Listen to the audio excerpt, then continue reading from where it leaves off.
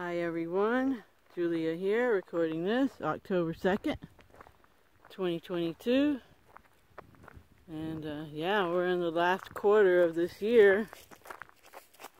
So it'll be interesting to see how the world as a stage has their grand finale at the end of the year and what kind of stuff's going to happen. Until then, in the U.S. and other places, I know there's lots of predictions out there, but it's always still an element of surprise, and I like that aspect. And yeah, just seeing what happens. You never know. But I definitely feel like me, my essence, not this avatar, but me, my immortal personality, is always looked after and protected and even catered to. So that's cool. And we do create our own realities. It's a matter of being mindful of it and making sure our subconscious and unconscious doesn't sabotage that. And the way you make sure you don't get sabotaged by your subconscious and unconscious is you do your shadow work or emotional healing. And there's an emotional healing playlist on this channel if you haven't heard of that kind of thing before. Because when I first heard of emotional healing, I hadn't really heard of it before and hadn't really heard a lot about shadow work either. But anyway, so yeah, I was just thinking about how I feel like I've had so many lifetimes in this lifetime. Thinking from when I was a kid, and I had a 6-year-old sibling who verbally abused me constantly from the time I can remember, and even though I didn't realize it at the time, I spent my childhood in flight, always trying to go other places. At first I would always go to work with my mom, who my parents owned restaurants/bars that were open all the time from lunch till 2 in the morning. And then once school started, I started finding friends to go stay with them, and often stayed with friends for months at a time, as long as I could, until I would get kicked out for maybe doing something wrong. And then I hooked up with my high school boyfriend at age 15, and moved in with him. And he was a mess. His mom had just committed suicide before we met. And he was very depressed and always threatening to kill both of us. And so, yeah, that was pretty traumatic. And I stayed with him till I was 21.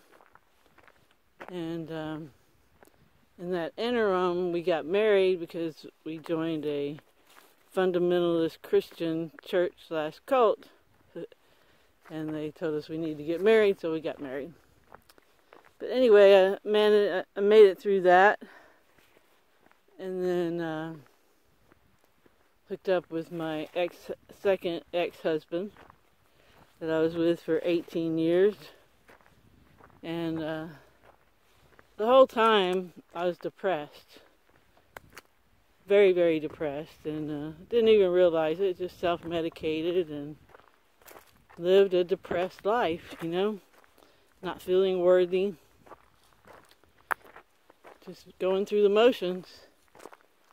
And then I got divorced around 41 years old, and I was devastated, and I just continued to self-medicate. And I partied like a rock star, and then just kept trying to find love and acceptance, not realizing I needed to give that to myself.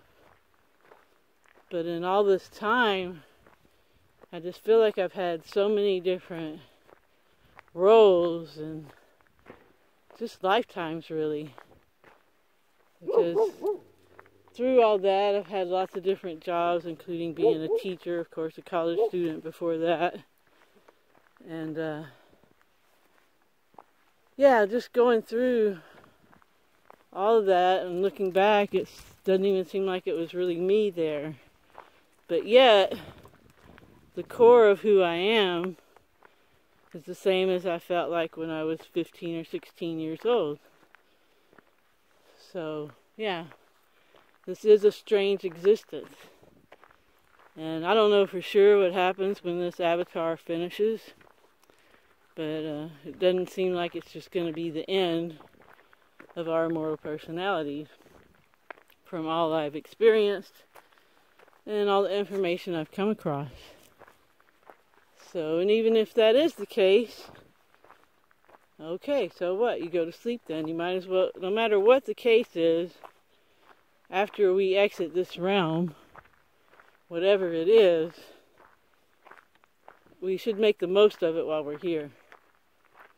Why not make the most of it while we're here?